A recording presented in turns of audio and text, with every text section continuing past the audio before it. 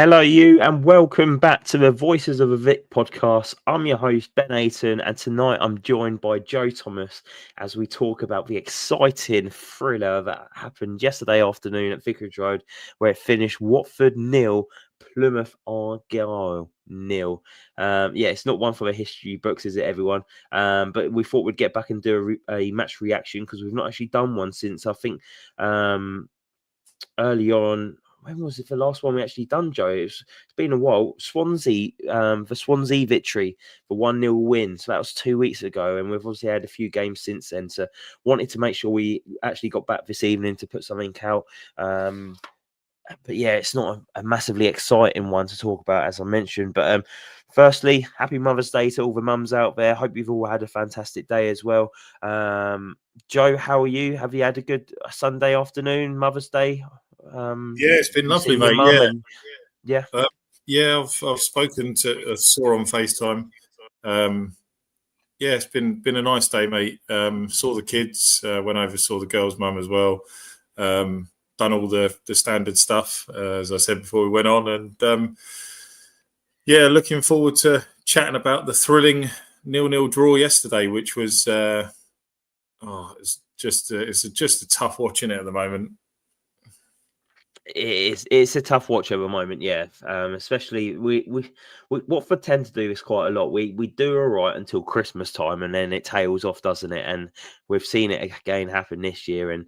And to think that we're still only 4 points outside the playoffs, this just shows how poor the Championship has been this season. And it's frustrating because if we managed to get a string of results together, we could have been comfortably in this playoff positions. But we find ourselves outside, sitting ninth in the table, 4 points adrift, and there's 7 games left. So Watford mathematically can still get there. But with performances yesterday, Joe, we definitely make it hard for ourselves, don't we? Yeah, I said to someone earlier, I met up with a friend earlier, and I said, like, I just wish, like, we're not going to get in. Like, there's no doubt about that for me. We're not getting into the playoffs, but I just wish we'd been mathematically out of it, and we'd look at it and go, this is actually impossible now. But it's just like they're dangling a carrot. Like, every week, we're just like, we're looking at it going, oh, West Brom will probably win and Bristol City will probably, and these teams are, they're getting results to like draws or whatever. No one's really grabbing hold of it, are they? And just going, No. right, we're going to go on a run now. We're going to get in the playoffs, and that's it. Obviously, the annoying thing for us is that it's in our hands because we've got Bristol City next week. We've got West Brom the week after that. We've got the teams that are there. So if we go to them and we get results, unlikely, but if we do, then we're still in with a shout. And for me, I'm just like, oh, please don't do this. Like, please just get it over and done with so we can just like go to the last few games of the season, see maybe a few youngsters and just let the season peter out like that. But yeah, I just, as you said before, we're not making it easy for ourselves at the moment, are we? Like, we're playing bottom of the table. I expected us to start strongly yesterday. The only person for me that was kind of really doing anything on a consistent basis was Vata, like spraying balls across and just looking really energetic and like he wanted to get involved. But no one really looked up for it yesterday, and that's what really got me. Like, we're playing bottom of the table with Coventry losing on Friday night. We had an opportunity to go 4 points behind them with a win, and they're in 5th. And we just blew it again. Yeah, we did. Results kind of went our way yesterday if we did pick up the 3 points, and Watford again slipped up. And that's twice we've drawn against Plymouth, who are bottom of the table. To only pick up 2 points against the side that's bottom of the table is absolutely poor. I think there was some stats put out from Rio yesterday, fellow Watford fan. He basically pointed out that Watford had a terrible record against the bottom half of the table teams where we've not really maximised playing them, whereas we actually perform better against the bigger sides. So you going back to Joe talking about the games coming up like Bristol City and West Brom, it wouldn't surprise me if Watford turned up for those games and actually got the 3 points, and it would just be so frustrating to see when we've not capitalised on the teams further down in the table. The team selections yesterday, so obviously Bayo came back in, Pollock did. Wiley got his first league start for Watford, and also Rokovata came back in as well after the international break. But like you say, Joe, that first half performance was poor. Clevs even said, I thought we wasted the first 45 minutes, and I think he's spot on really with that. What did you make of that first half, Joe?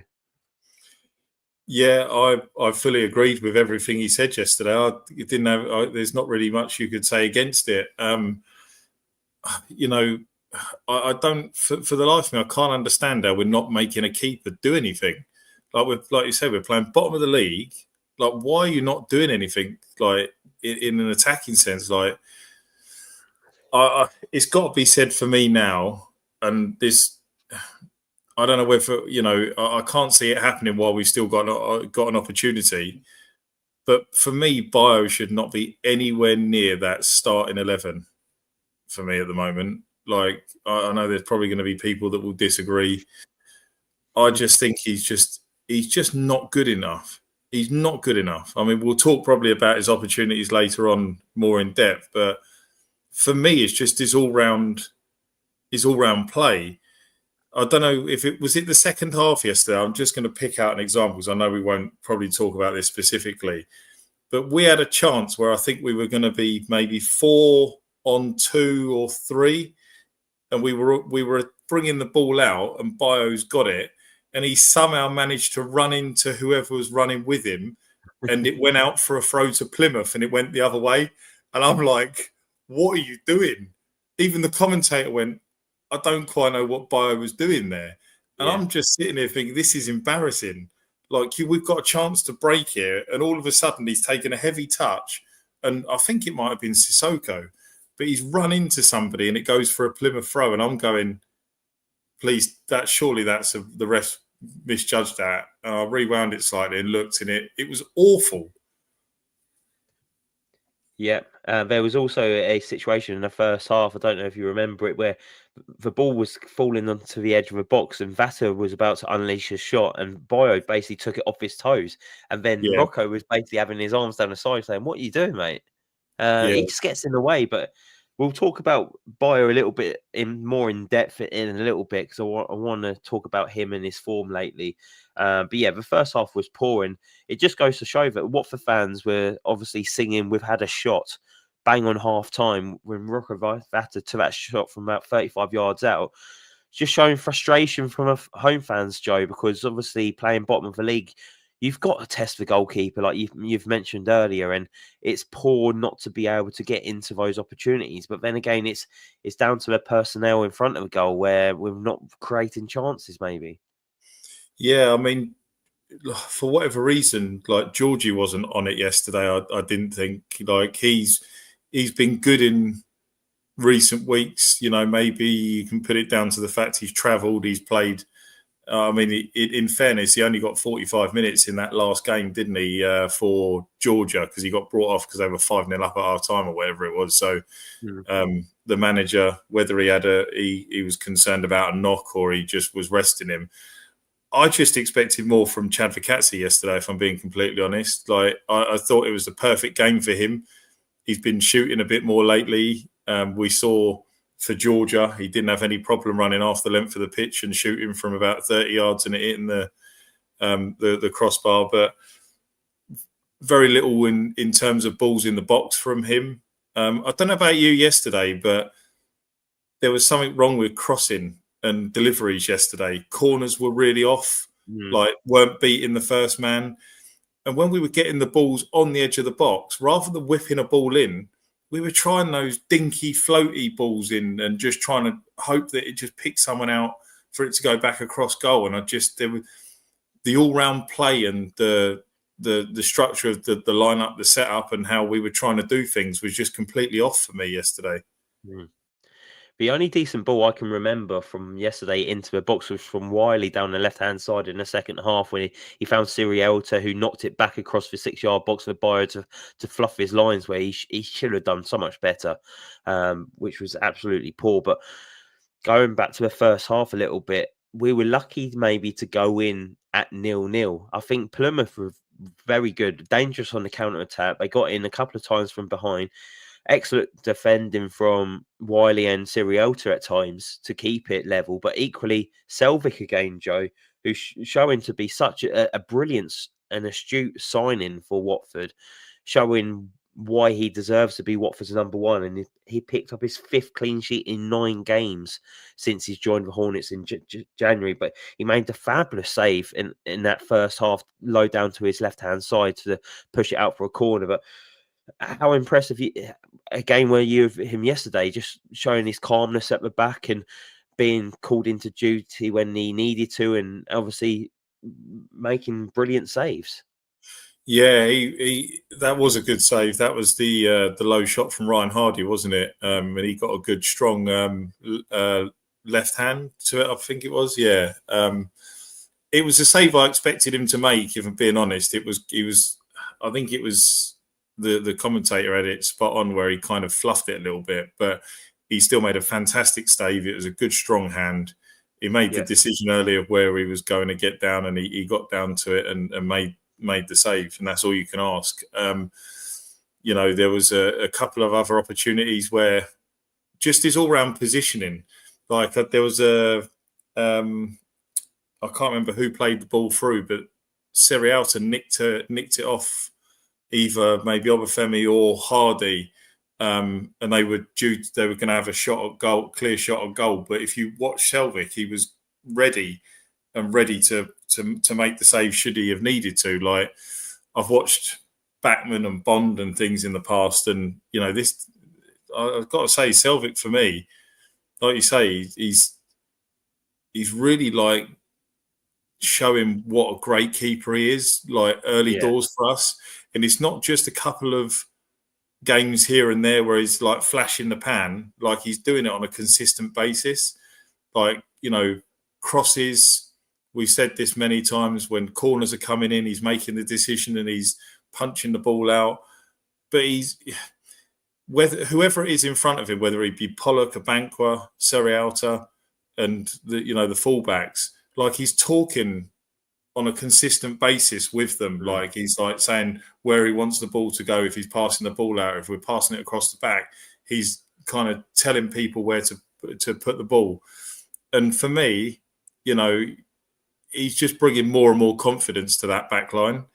And that's what you want in your keeper to do, don't you?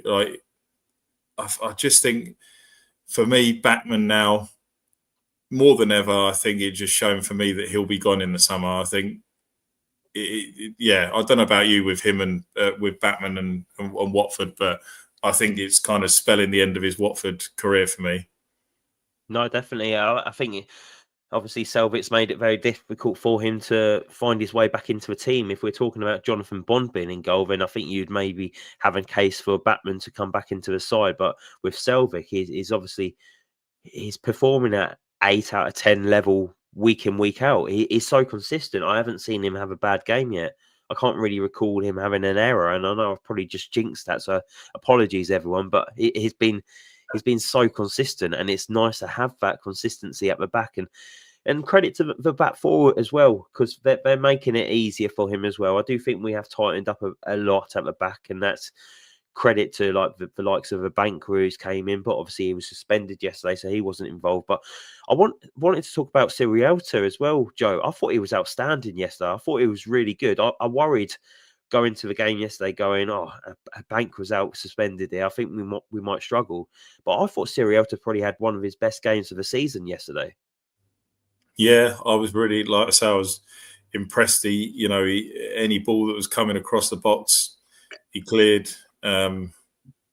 He just showed what a good. He's just, for me, he's just a fantastic all-round squad player. Yeah, I wouldn't say he's like, when a bank was when he's not suspended, when he's fit, he plays with Pollock all day long. I don't think there's any doubt about that. However, when called upon, I've got no issues with the job that he does. I think he's brilliant, and that's one thing I think from day one that you can say about him, that he's very consistent. I think for me, like there's been the odd game where he's he's not been as good as we can see him where he may normally be. But he brings a calming influence, I think, across the back line. And, you know, he was part, as I said the other week, you know, he was part of that team that had the best defensive record in the Championship that we saw. You know, it's no fluke. He's a fantastic defender. You know, you don't lose that. And he's just, yeah. I actually think he'll leave in the summer. I don't think he'll stay beyond the summer. And I'll be sad. I'll be sad to see him go, if I'm being honest, because, you know, he's been a great servant to this club. And yeah, Yeah, no, you're I a fan, agree. aren't you? I like him. I thought he was good. Like you say, fantastic squad player. He knows he's not going to play week in, week out, but he's not throwing his toys out of his pram and he's just getting on with it. But when called upon yesterday, didn't put a foot wrong. I thought he was probably up there with probably one of the man of the matches yesterday, and it was a struggle to try and find a player to be man of the match yesterday. But yeah, Siriota, fair play to him. Brilliant stuff. Maybe not so brilliant from Ryan Andrews yesterday, Joe. I changed my seat yesterday. I normally sit in the rookery behind the goal, but I moved over to a Graham Taylor stand in the lower tier, and I was watching the fullbacks a lot more than I would normally.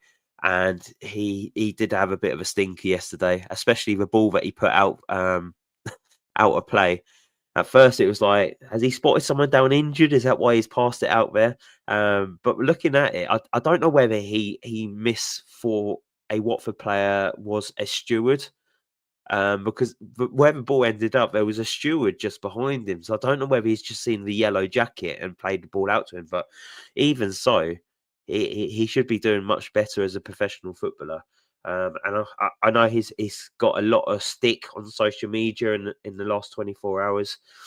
But he can't hide from criticism. And when players do underperform, I do think it's right that we call out the bad performances, even though he is one of our own that's came through the academy. And look, we don't want any more than for our academy players to succeed, because they give absolutely everything for their shirt because they've been here from day dot. And Ryan Andrews is one of them, and I want him to succeed. But I do think, Joe, this season, it seems like he hasn't really progressed, and he's stalled in his development. And I don't know if that's fair to say, but I'm not seeing anything else to his game. And with Ngakia fighting for that shirt, I think Ngakia has impressed a lot more than what Ryan Andrews has in the last, well, since he's recovered from his latest injury. Yeah, I think that's fair to say. I'm probably just going to go over the whole season. I think over the whole season, for me, Ryan Andrews has not been as good as what he was last season.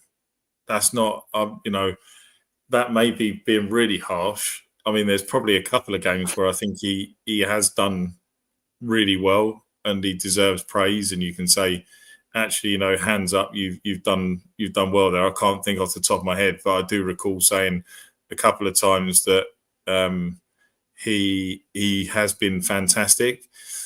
However, like you said, you know, when it comes to his development and over the course of especially since Ngaki's come back from injury, like if you're picking someone to start, you're picking Ngakia. You should be picking Ngakia because he's been by far the better player. And yesterday, I don't know what was wrong with him, and I don't know what was going on with him yesterday, but it certainly was. It was a performance to forget for him. And yeah, I think going into next week, I think it's made it very easy for Tom in picking Ngakia to start for me.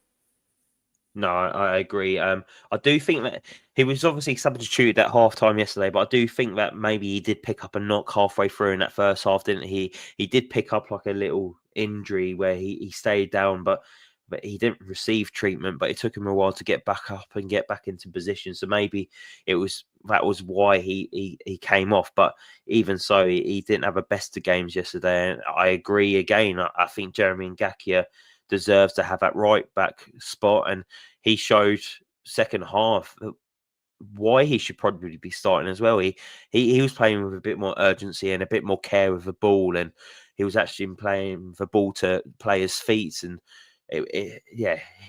he was decent when he came on. But I think Ngakia probably didn't start yesterday because obviously he picked up his first international cap over the week for DR Congo. So maybe I don't know when he got back. He obviously plays in the same team as Kiembe, but he didn't make the starting lineup either.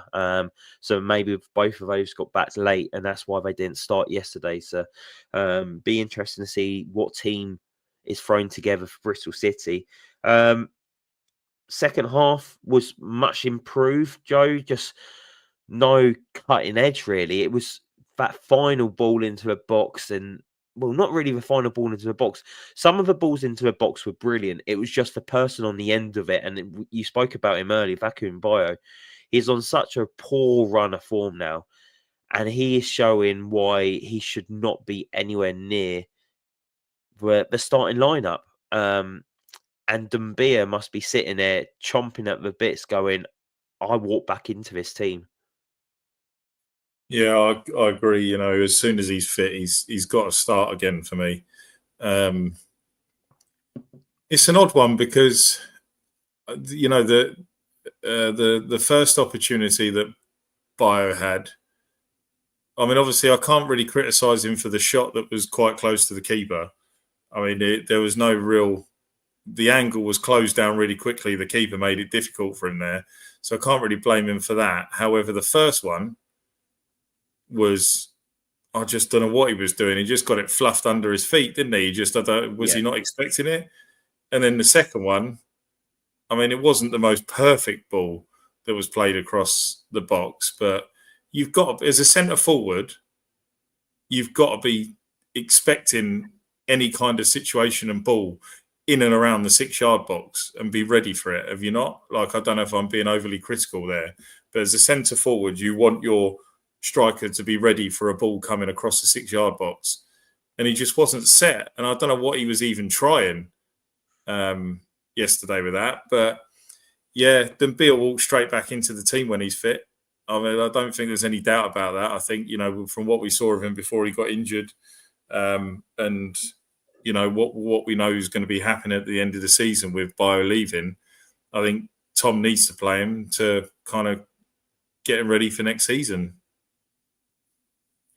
No, definitely. I'm just having a look at his stats as well at the moment, Bayo.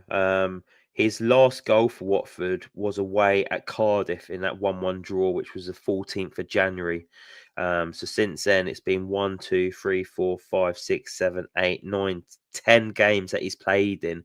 He hasn't scored, and obviously he was being suspended for 3 games as well. So no goals in 13 really for Bayo, which is poor for a striker that's maybe got 10 goals to his name this season. And he's only got 10 goals because of those 4 up at Sheffield Wednesday against a poor Sheffield Wednesday that day. I'm worried about in the summer, Joe, really. This striker business, we're only left with Dumbia. And obviously Messiah Edwards as well, who's very inexperienced and needs more game times. And we'll talk about him a little bit more in a bit because we was impressed with his cameo yesterday. But we were gifted with loads of strikers, and we mentioned this on our A to Z before. We had so many decent strikers, good level strikers, good competition.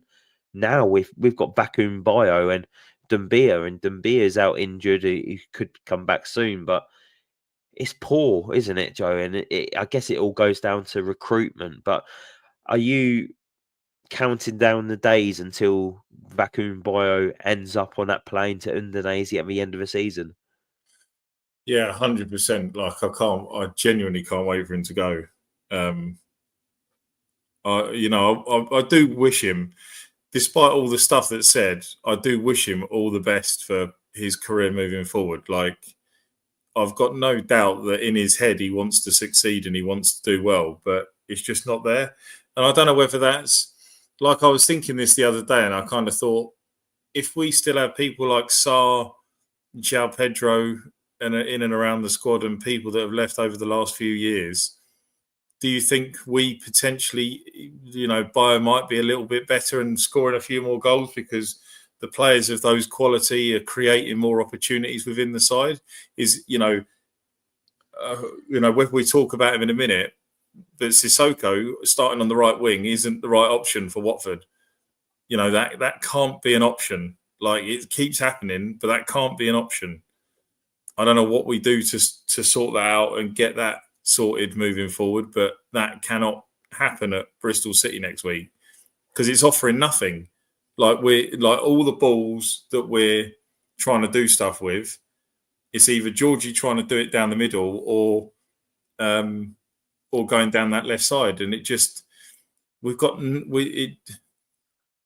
shows from the start, or it shows any team that we've got coming forward, like Bristol City, West Brom, when they look at our setup and how we set up, we're the easiest team to nullify because we've got nothing really, have we? No, not at all. I think the easy solution to sorting out Sissoko on the right would obviously be Bar coming back in from the off, but I don't think you can rush him back fully. Like, No. even yesterday when he came on 60 minutes, I was saying to my mate to my right, Chris, I was like, I know we're needing a goal here, but it's 30 minutes a bit too long for him. I just don't want him to pull up. And I know we spoke about the start of the podcast, 4 points outside the playoffs, but realistically, we're not going to make it when we keep slipping up like this. And I wouldn't want to risk him getting injured again by rushing him back, trying to chase something that we're not going to realistically get. I'd rather try and keep him for next season. But then again, he's so talented. He's so explosive. There's teams probably watching him now going, I'm gonna put in a bid in him in the summer and we can poach him for Watford. And I fear that Quadro Bar's not going to be here at the end of the season. Rumours were that we had an offer for him in January that was turned down. And I wouldn't be surprised if more teams come back into him at the end of the season, because he is our star player in 1-to-1 situations on that right hand side. He's got the beating of his man 9 out of 10 times. You just saw it yesterday against Plymouth. And we'll talk about Bar now, but that first 5 minutes when he entered the pitch, Joe, I thought he was unplayable. The Plymouth left back Pucek, I think his name was, he had the easiest afternoon until Bar came on, and then he probably wished that he hadn't been born, because he got ripped a new one a couple of times. A couple of players, they tried doubling up on him. He even got the better of them. He had a good shot saved as well, so he almost got onto the score sheet. But he showed in that first 5 minutes, Joe, of what we've missed, and it makes you think, where would Watford be now if we kept Quadro Bar fit? Yeah, it's interesting you say that actually about the first 5 minutes, because Sky Sports put a stat thing up in the corner after he came on, and the possession was 87-13 in our favour. We'd had 4 shots, one only being on target, but the possession, the passes and touches in the opposition box as well, they showed it. It was all up massively in that first 5 minutes of Bar being on the pitch. So as soon as he came on, he had an instant impact. Like, the game completely turned on its head. You mentioned about the left back. Was it the left back that he completely ploughed into and barged over? Yeah. He was claiming for a foul, wasn't he? It was never a foul. He completely rolled him over there. It was brilliant. But yeah, I'm with you. Like, I was a little bit nervous of him coming on so soon. Obviously, Tom had mentioned in the week that he didn't want to rush him back, and like, I know Mark Schofield said in the comments that now he's back and fit, he'll play on the right. But I think it's still going to be, maybe, I can't see him starting before Burnley, if I'm being completely honest. We've obviously got 3 games, which are the Bristol City, Hull and West Brom. But I think he'll remain on the bench for those 3 games, and he'll ease him back in, because I just, like you say, you don't want him starting, and you do not want him pulling up from him being rushed. And like you say, we're not going to get the playoffs that's being realistic. I know Tom will say that, mathematically it's not impossible. While it's not impossible, we're still there. Yeah. We're still going to compete. But he's got to be thinking that, with our goal, I think the most telling thing about it, if our goal difference was better, I'd have a bit more faith in us having a chance. But the fact that our goal difference is -4 and everyone around us +7, +10, +13, plus another +7 and a +5, we're so far behind in terms of the goals. I would absolutely be devastated if we miss out on goal difference. Yes, it's worth a it's worth another point, isn't it? Goal difference, and that's what's let us down, and that's down to us not having a proper striker. So go look at it long and hard in the mirror, Gino Pozzo, for failing our football club without a striker. I just want to apologise to everyone as well. Mike's not on here tonight. It might sound like Mike's on here, but I've actually got a terrible cold. So I've dosed myself up to come on here tonight. So I'm just talking through my nose at the moment. So apologies for all of that. We've got a few comments in here tonight as well. So I just want to read through a few of them. Obviously mentioned Mike as well. So Mike's actually watching tonight.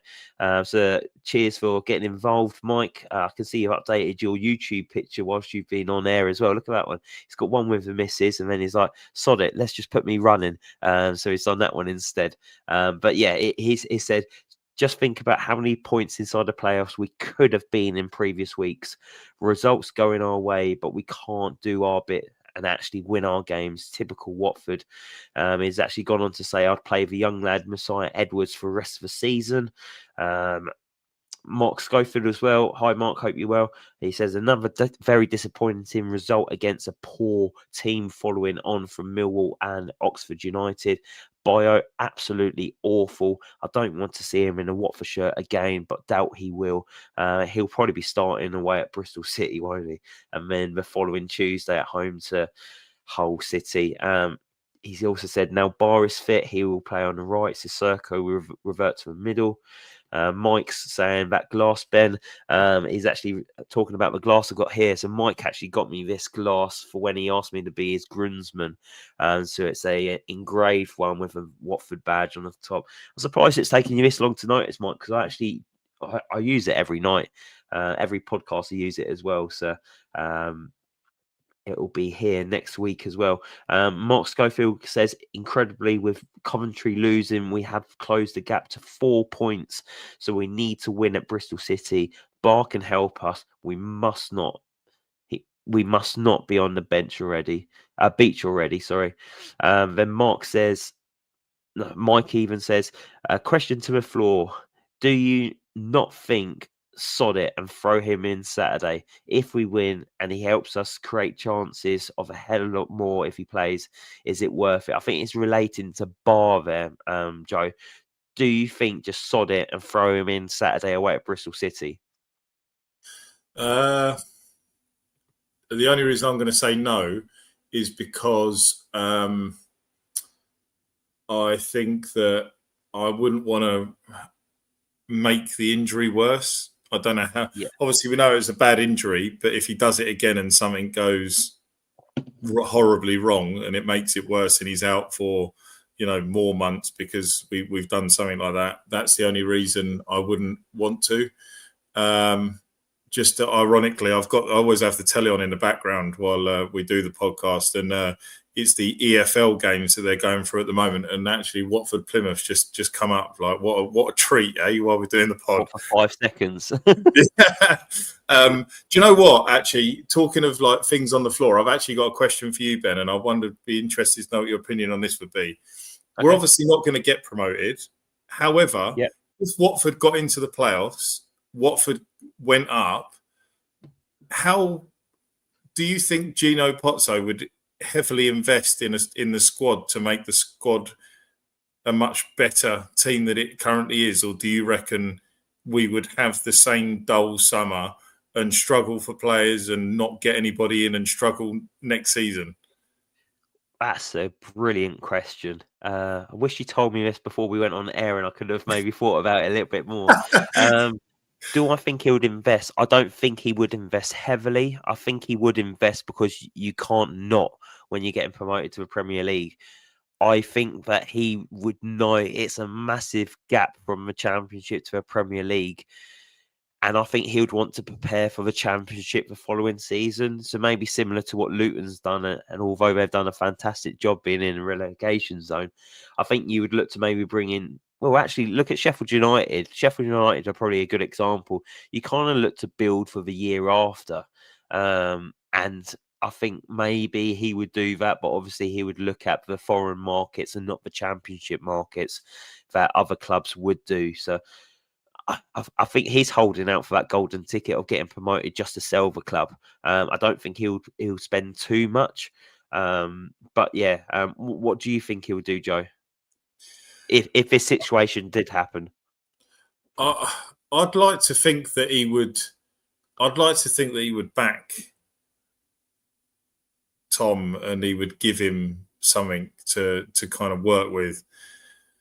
Like you say, it's really difficult. I mean, for any team that's getting promoted, even this season, whether it be Leeds, Burnley, Sheffield United, or all three of them, if they go up, the gap between those three and the teams that are there already is going to be huge. So for any team that's coming out of the Championship, you've just got to hope that your home form.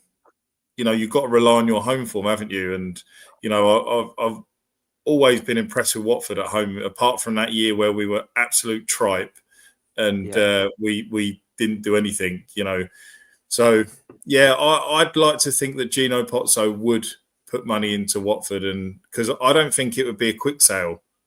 That's the thing is, like, I know you mentioned we've said that there's potentially people that have been rumoured to be interested, but it wouldn't be a quick sale, so he'd have to do something. He wouldn't just let things stay as they are and rot. So, yeah, I'd like to think we'd spend some money, but it's not going to be like the 30 millions it was on Ismail Assar and that from France, is it? So still a ridiculous amount to spend on a footballer for Watford Football Club. £30 million is mind-boggling, isn't it? But look what he's doing now. Like, for me, I think he's one of the top three players in his position at the moment in the Premier League. Yeah, he's done incredibly well for Crystal Palace, hasn't he? And look, they got to the FA Cup semi-final yesterday as well. So fair play to him. I won't say fair play to Crystal Palace because obviously we all aren't massive fans of them. But for Sarr, he's a decent lad. He's a nice guy. I only wish him the best. Ian Kreutz actually says, Joe, at the end of the day, do we really want to get promoted with the current squad and setup? No, I agree. Absolutely not. I'd want to build on the side, and that's what I'm hoping we're seeing with Cleverly. And it certainly does feel like that anyway. Mike says, I think we'd be in a lot more luxurious place if we get promoted. Therefore, would get a few offers for the club, which I mentioned earlier. Then he also says, I always used to like to think that Kelly Brook might actually want to go on a date with me. But funnily enough, Joe, that's not how the world works at times. He's not that clever thus far. He does like a Kelly Brook reference, Mike does. It's not the first time he's mentioned that in our group chats either. And then Mark Schofield says, if we went up and it's massive if, I think we would bring in players, but maybe only the odd 5 million to 10 million players. And more importantly, keep hold of the likes of Loser, Chak and Bayo. And that's a good point as well, actually, from Mark. If we got promoted, Joe, we wouldn't necessarily need to sell our key players. No, we wouldn't. And those three are massive for us. That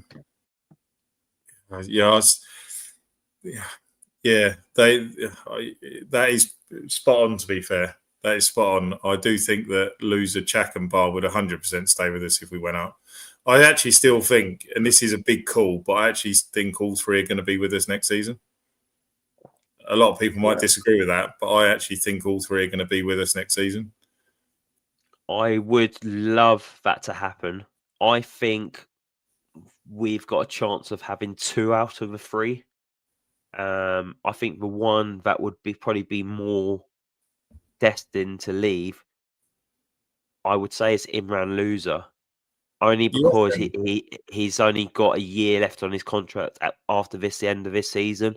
So I think we would look to cash in more on him. I think if we don't get an offer in for Chak that's acceptable, I think he'll stay here. And same for Bar. And I think Watford and Gino will think if we can get another full season out of Bar, playing week in, week out.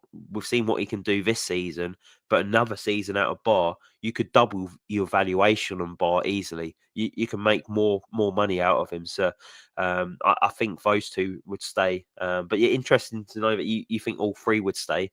So yeah, no, that's actually a really good topic. Thank you everyone for interaction on that, and Joe setting us off with that question. I do want to talk about a player that played yesterday, and he has struggled off late, Joe. And I want to get your take on him. It's Tom Deli Bashiru. I've got a theory as to why he's been struggling, but I want to get your take on it first. What you putting it down to is form lately, because it hasn't been great, has it, for about a month or so? No, it hasn't. I'll be honest. It's something that I was talking to one of my friends about, and I said I actually think that he's still struggling with his injury. Mm, For me, like I don't think he's 100% fully fit, and I think you can see that in his movement. There was an opportunity where he was in the first half where I think he was kind of on the edge of the D, and the ball came to him. He seemed to get like caught up in it, but he just, when he has that burst of energy and pace where he likes to bring the ball out, he just yeah, doesn't seem to have that at the moment. And I don't know whether he's nervous about the whole situation with his knee and the whole twisted knee and that kind of thing. But yeah, for me, I don't think he's 100% fully fit. I don't know if you think the same or whether you've got another theory behind it, but that's what I'm putting it down to because there'd be occasions where before he got his injury where you'd see different bursts of pace from him and you'd see him move quicker, but he's not doing any of that at the moment. And I just wonder if he's just nervous about fully going in on things. yeah, I do think he has been rushed back because there was no other options really for us in that midfield. Because obviously Duomo picked up his injury as well, didn't he? And he was out for a while, and we've just been really short in that department. But the main one for me to pull it down to, if I'm putting my finger on it, I think he's probably struggled the most out of all our Muslim players with Ramadan. Obviously, Ramadan actually ended today. So, and he has looked like he's lost that bit of energy in midfield. Like you said, Joe, he when he receives the ball on the edge of a box, he would normally let the ball run across his body and he would drive us up the field. We've not really seen that for a while. So I know I'm probably sounding like Tom Cleverley here by putting it down on religion and obviously Ramadan, but I do think that's been a massive part of why he looks like he's lacking energy. And look, it must be incredibly difficult to be fasting and not being able to eat before games and prepare properly or even have a drink as well. But his form has been poor, but it's down to us not having the options to maybe bring in the right personnel to try and help him out a little bit more, Joe, really, isn't it? Are you now feeling a bit more confident knowing that we've got Pierre Duomo on the bench where it's another option to come on to help us out, especially if Tom Deli Bashiru's form continues? Yeah, I'm absolutely ecstatic about the fact that Duomo's back, if I'm being honest, because Yeah. his stats before he got injured were brilliant, and he just oozes class. And I think for me, when he's fully fit, he walks straight back into the team. I think it's actually interesting. I just having a look at the team just as well there. I'm surprised Tom Ince didn't come on yesterday, actually, because Tom Ince has been doing well of late in the team, I think. More He's better been picking up rather, a lot of minutes, hasn't he? Yeah. yeah, his performances have been better rather than poorer. So he's definitely shown signs of improvement in getting more minutes. Um, Yeah, are you surprised by that actually yesterday? Yeah, I thought, yeah, he was warming up for quite a long time, but obviously Tom's picked other players to come on ahead of him. But yeah, I thought maybe he would have been given an opportunity, especially against Plymouth, and we was trying to create some opportunities, and Tom can create chances for the team. So yeah, I was a little bit surprised by that. I think Katie's taking the mick a little bit here. She says Tom Cleverly on the pod. I think she's trying to allude to me going on about Ramadan because Tom liked to use that as an excuse. Mark Schofields also says Tom Deli Bashiru's has been poor of late. It has to be said. And Mike says, so am I booking the hotel for Wembley then or what? Mike's still getting a little bit excited. It's still mathematically possible for Watford to reach the playoffs. Do you think that if Bayo had scored yesterday, Tom would have left him on for 90 minutes and wouldn't have had to make that sub, and potentially would have maybe taken Sissoko off? Because I thought Sissoko was looking massively tired towards the end yesterday, and I think I think he wanted to kind of bring Kayembe on for that slight attacking option towards the end, as opposed to bringing on Ince for Sissoko and it being a bit of a duller sub. I think he was really trying to obviously get the goal towards the end, wasn't he? Yeah, again, Sissoko's another player who's been observing Ramadan as well, so his energy levels have probably been off a little bit lately. But I did think he was non-existent yesterday. I don't really remember. Trying to think back to the game yesterday, I can't remember what Sissoko did. It was and that shows to me that he was non-existent. Would Bayo stayed on the pitch if he scored? Yeah, I think that's a fair shout. I think he would have got 90 minutes. I don't think we would have seen the home debut of Messiah Edwards yesterday. But I think Tom thought enough's enough after those 2, 3, 4 really good chances for Vacuum Bayo, chance after chance that he failed to put away. And I think that was I want to say that was a signal from Tom to show him that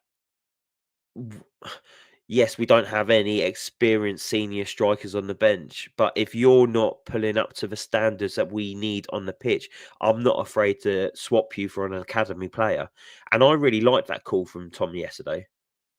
Yeah, I'm with you on that, because I think you need to, regardless of whether we're struggling and who whether it is an academy player or whether it's Dumbia, whoever it is, he needs to know that his levels have got to be better. You see it with all the top managers. I remember watching the. Did you watch the Man City All or Nothing thing on Amazon when it came out with Pep, and just seeing him close up? I won't ever forget. Raheem Sterling away at Burnley missed an opportunity where he had like 2 open goals and he hauled him off after the second one. He was like, you can't do that. I won't have that with someone in my team. Like, you need to know that you need to be performing better. Otherwise, you will suffer the consequences. And he brought him off as a result of that. And that was exactly the same with Tom Cleverly yesterday. Bayo's not doing his job in front of goal. He's not doing it. He's not done it for a while now. And yeah, for me, it was totally the right call in bringing Messiah Edwards on.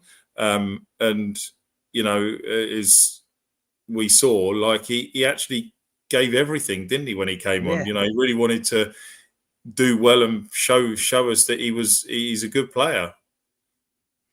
I really liked it. I really liked the substitution. At first, I was like, oh, I'm not too sure what to make of this. But he was very lively. Within 30 seconds, he was running around. He was like, and I don't know if this is a harsh thing to say, but and I've said this before on the podcast, and Mike will know about it. It's like when you're taking a dog off their lead and they're so excitable and they just run everywhere. They just run around everywhere on the field. And Messiah Edwards did that yesterday. He covered like every blade of grass on that at Plymouth's half, and the Plymouth defenders probably thought they had an easy afternoon because Bayo doesn't really make runs. He doesn't do too much, but Messiah Edwards, within the first 2 minutes, he made the same run twice in 30 seconds. And the first run Watford, I don't know who it was. Someone in midfield didn't pick the ball, place it through to him. So he just checked his run and he came back. But then he tried that run again 30 seconds later, and the ball was played down the side on the right hand side, and he got onto the end of it, kept it in, then laid it off to maybe Bar, I think it was. Like recycle possession really well, and it was he was lively. He was playing on the shoulder. He was making runs in behind, and it was just like, oh, this is good. He's actually stretching the defense here. But what I liked about it as well is the first team players, they felt comfortable in passing in the ball as well. And we've seen academy players come into the team before, and it's like they don't want to pass the ball to him. And it's no disrespect to the players I'm just about to name now, like James Morris. I've seen examples before when James Morris is in the team, and some players don't really want to pass the ball to him because they maybe don't trust him so much. But with Messiah Edwards, I felt like the players he was linking up with, like Vata, Chapvidasi, Bar, they all trusted him, and they all knew what he could keep the ball and he could keep possession and get us on the front foot. So I really liked that yesterday, and I want to see more of him. He obviously picked up his debut away at Middlesbrough last season towards the end of the year. And then this is his first home debut, but he's been on the bench a couple of times. So I think hopefully it's a bright future for him. Obviously, it's early days. We can't get too excited, but yeah, definitely encouraged by that substitution cameo yesterday. And look, he hasn't. I think he's given Tom a choice now. I think it would be difficult for him to come in and start games. And I think if Dumbia isn't back, I think Bayo will probably start at Bristol City. But if Dumbia isn't available still, I could see Messiah Edwards coming on after with 30 minutes to go now. He came on with 10 minutes ago yesterday and did a good job, but I think he could probably do a 20-minute cameo or 30-minute cameo. It can't be any worse than Vacuum Bio. Like James from Watford Way said here, if Bio scores, we're on the pitch. Like, that's embarrassing for us to sing and for him to hear. But that's how bad it's got, Joe. It's that Watford fans are having to sing if Bayo scores are on the pitch. This is our main striker who's got 10 goals to his name this season, and Watford fans are taking a piss out of him. It's reminded me of the times when we signed Rajovic and people were, it was like watching like a deer walk for the first time. It was like someone who's just came out of a circus, because every time he ran near the ball, he weren't getting anywhere near him, and he was like he won a competition. And James as well. If anyone hasn't watched it, please head over to Watford Way to watch his brilliant interview with Quadro Bar, about 15 minutes long. Brilliant interview. He made Quadro very comfortable and at ease, and he opened up, and it was a really good interview. So if you haven't watched it already, head over to Watford Way's YouTube channel and watch the fantastic content that James keeps delivering. So yeah, hope you're well, James. He also says that Messiah Edwards reminds him of Adrian Blake a few years ago. Definitely looks like him a little bit with his hairstyle. I wonder how Adrian Blake's actually getting on at the moment, because didn't he end up going to Holland, Joe, wasn't it? He signed for one of the biggest teams. Utrecht, was it? It was. I'm just having a look now just to see what he is doing now. Whilst you're having a look, I'll just run through a couple of comments. Mike Duffy said, completely agree, Ben. Tom's way of saying, what the fuck am I watching? I'm going to stick the kid on instead. And then Mike said, looking forward to Richard Walker calling out a random seat number to replace Bayo in the next home game. That would be entertaining, especially seeing some of the characters that we see in Vicarage Road. But I imagine they can't do any worse than Vacuum Bayo at the moment. Back to you, Joe. Yeah, he's still there, still in Holland. He's played 13 games in all comps this year. He's scored 4 goals and got 1 assist. So okay, he's doing all right. You know, that's 5 goal contributions in 13 games. That's pretty good. You know, he's not really. I don't know if he's injured or he's not been given a chance much, but yeah, I thought he had a bright future. I really liked him. I was gutted we didn't keep hold of him, actually. There was a lot of teams sniffing around him, weren't they? He was highly rated, and he scored a lot of goals in the under 18s and then 21s for Watford. So yeah, I'm glad he's doing well, and that's a lot of goals contribution for him as well, because he's still young, isn't he? So fair play to him. But Yeah, that's it really for us to discuss Watford versus Plymouth. Obviously, it wasn't an entertaining game. It was a 0-0 draw. There's not much to talk about, but I've, although it was disappointing not to get the 3 points yesterday, Joe, but we've spoken about a few positives here, haven't we? Let's maybe end it on another positive before we wrap it up fully. Um, Wiley had his first league start for Watford yesterday on loan from Chelsea. I thought he was fantastic yesterday. What did you make of him?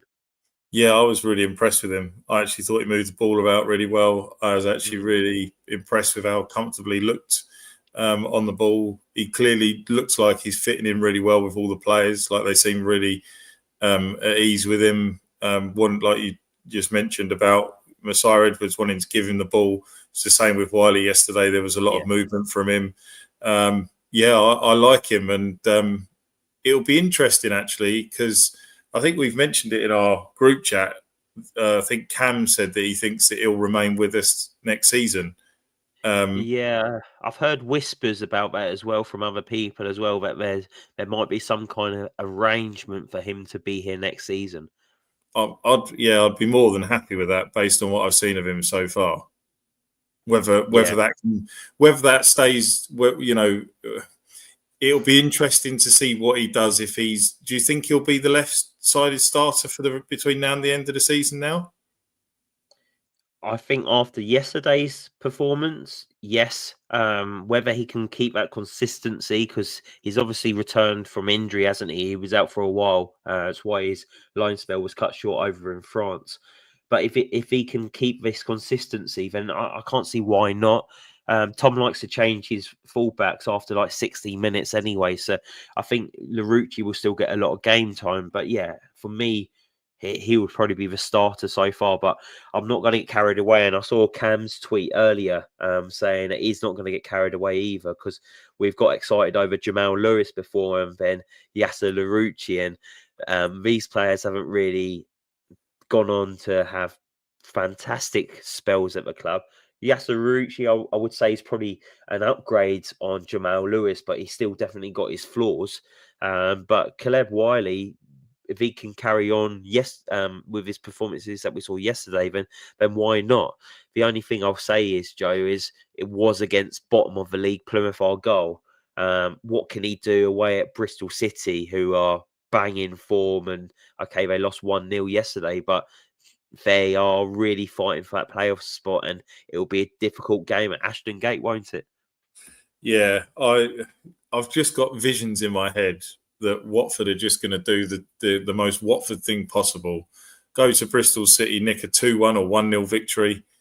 We'll all be going, what a win this is. We'll be buzzing on the podcast next Sunday evening going, unbelievable. We're back in the race. This is fantastic. Cue the result at Hull on Tuesday night where we draw 1-1 and we go, yeah, brilliant. Cheers for that, lads. 1-0, it'll probably be 1-0 Swansea City, Hull City. Hull City, yeah. But no, it'll be an interesting game next week because Bristol City, like us, are there and thereabouts, and I think it'll be a very open game. They're obviously very good at home, but yeah, it's one I wouldn't like to call if I'm being complete. I wouldn't be able to give a score prediction on it. I couldn't call that either way. We'll stay away from the score predictions. We'll leave it up for all of you that's watching tonight. If you want to do score predictions, let us know in the comments below. Let us know your thoughts on Watford and their seasons as well. It'll be interesting to know what you all think. But yeah, I think we'll probably wrap it up there. Thank you very much for all joining tonight. It's just under an hour, so I'll end it there. But yeah, thank you everyone for watching. Really do appreciate it. We'll actually be back during the week, me, Joe, and everyone else, to do a Watford A to Z for the next letter. So stay tuned for that one. We'll get together in the week and release it. But yeah, thank you for your support on that, and thank you for your continued support on the podcast. And yeah, we'll definitely be back next week for a review of the Bristol City game. Not sure who's going to be doing it from the group yet, but we'll definitely put something together. But yeah, thank you for watching tonight. Take care and come on, you Horns. I always